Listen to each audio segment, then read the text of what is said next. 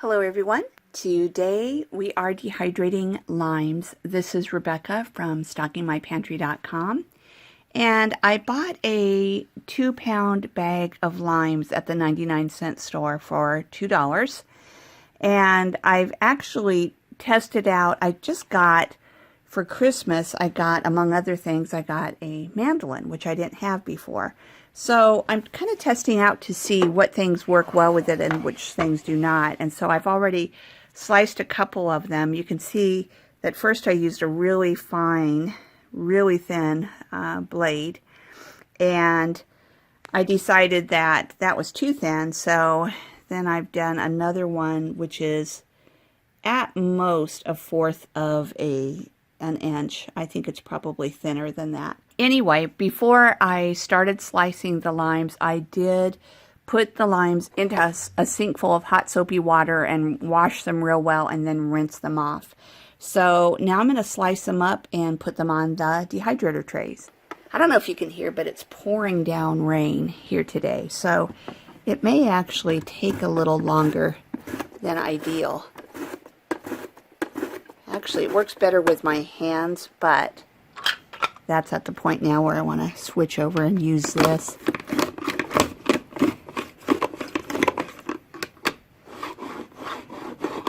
Okay. And you can see how these are coming along. And I will, I'll keep filming, but obviously speed this up a lot so that it doesn't take you forever to watch this.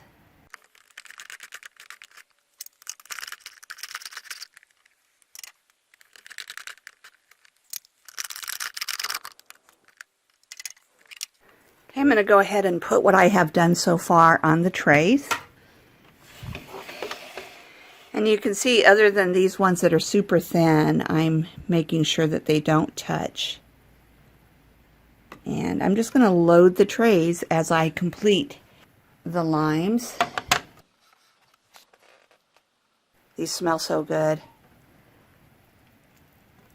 This is actually not really lime season. It is orange and lemon season, but limes, you would think they would come ripe all at the same time. But when I did see them at the 99-cent store, I figured, yeah, why not give it a try? Because I love using limes. And one thing I'm hoping to do is make some lime salt. I think that that would be really nice. Maybe some cilantro lime, jalapeno lime, that type of thing. So stay tuned for that. That is probably coming here in the future.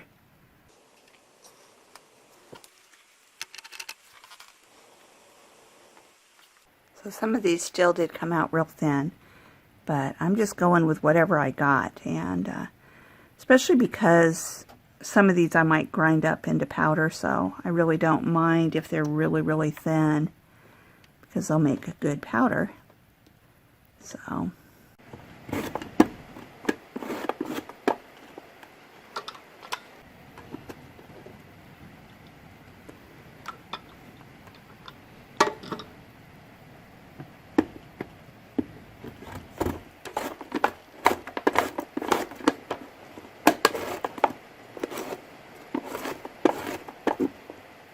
can you hear the rain? I love the rain. I live in a place where it doesn't rain very often, but when it does, it really rains. So it's kind of fun.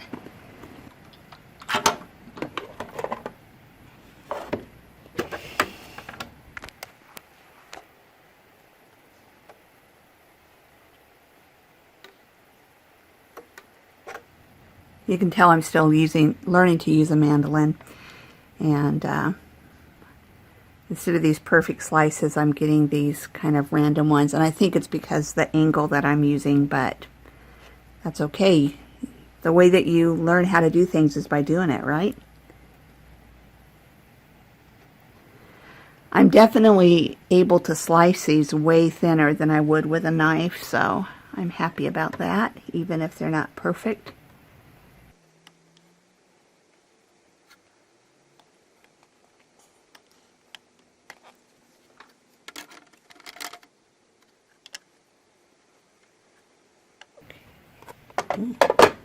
don't know if you saw that my electricity kind of fluctuated a little bit.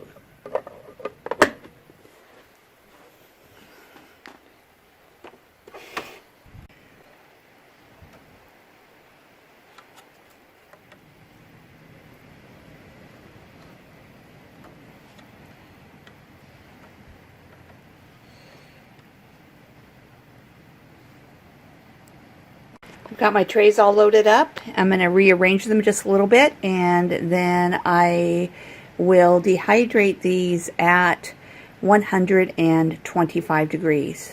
Okay, I've just got one of my more loaded trays at the top.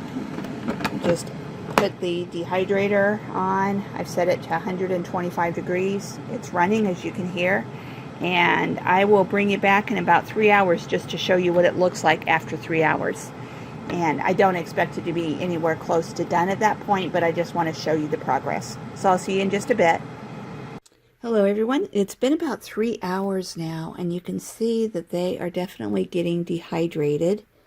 This is one of the thicker, I mean, none of the slices are really thick, but you know, this is a whole slice that hasn't, you know, kind of ended up being shredded on the end. And it's still very damp, but it's definitely coming along really nicely. I have to tell you, it smells absolutely amazing in here. And so what I'm going to do is I'm going to go ahead and rotate my trays since the top ones are drying so nicely. I'm basically just putting the top one on the bottom, and then one by one putting the trays on top, so that the bottom tray will end up being on the top. Actually, I might do the next to the bottom one, because remember on the bottom tray I had some of these like super thin pieces. So I might not put that quite on the top. In fact, I think I'll probably leave it on the bottom, because I think that it will dry up pretty nicely since the pieces are so thin, most of them anyway. So I'm going to go ahead and put it back on.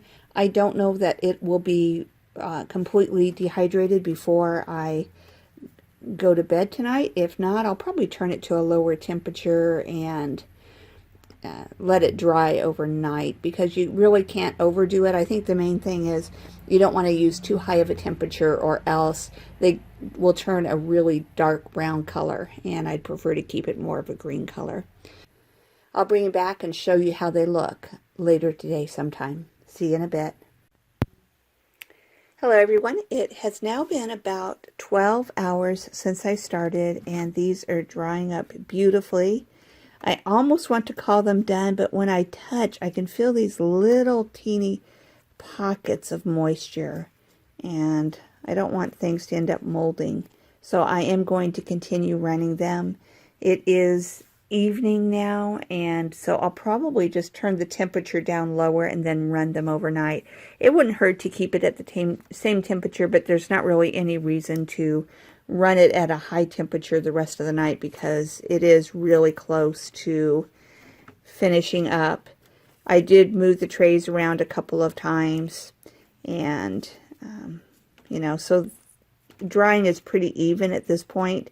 But yeah, when I pick up some of these different pieces, I just feel moisture in the middle of them, you know, in the middle of some of the little sections.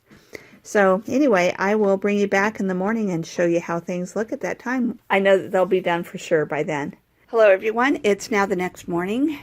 Before bed, I turned the temperature down to, let's see, 115. I just basically I don't like to leave things overnight with some moisture, so I wanted to keep it going, but they were almost dry, and so I turned the temperature down to 115, and as expected, they are completely dry. You'll see that they break in half like that. There's a nice crunch, and so on. So I'm going to go ahead and put them in the jars now, and we'll see how much I ended up with from 2 pounds of limes. You can hear how they're all nice and hard. One reason I like to actually do them by hand is it gives me a chance to touch everyone and just be doubly sure it's dry, because I didn't actually go through each layer before I turned on the camera, so it's possible one of the lower ones wouldn't be dry.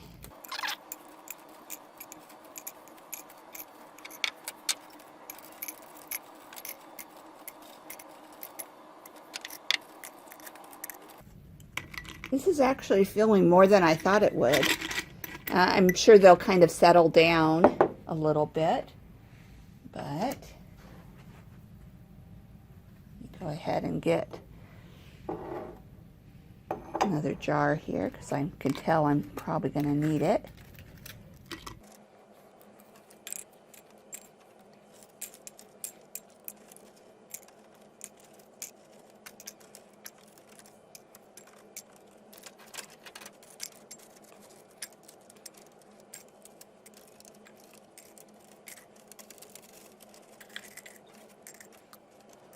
Okay, you can see I have a full quart and pint, so a quart and a half of limes. So if I was going to want to dehydrate, let's say 2 quarts, have 2 quarts of limes, I would probably buy 3 pounds of limes to fill up 2 full quarts.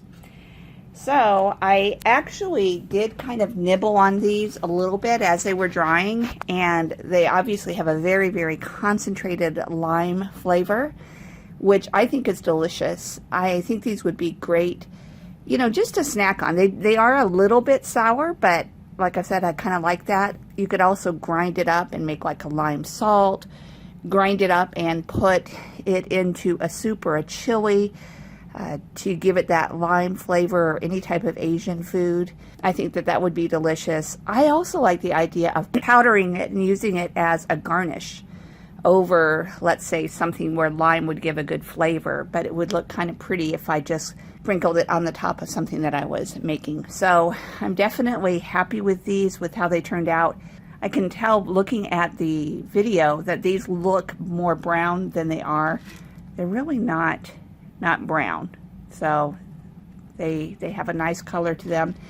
If you dehydrate limes and they turn out dark, then you probably use too high of a temperature. So it's better not to go too high, because then they would look like what it looks like this is. You know, this looks brown, but it's not. So anyway, I hope that you enjoyed this video. If you did, I'd appreciate it if you would give me a thumbs up, and also if you would subscribe to my YouTube channel. Thank you so much, everyone. Have a great day.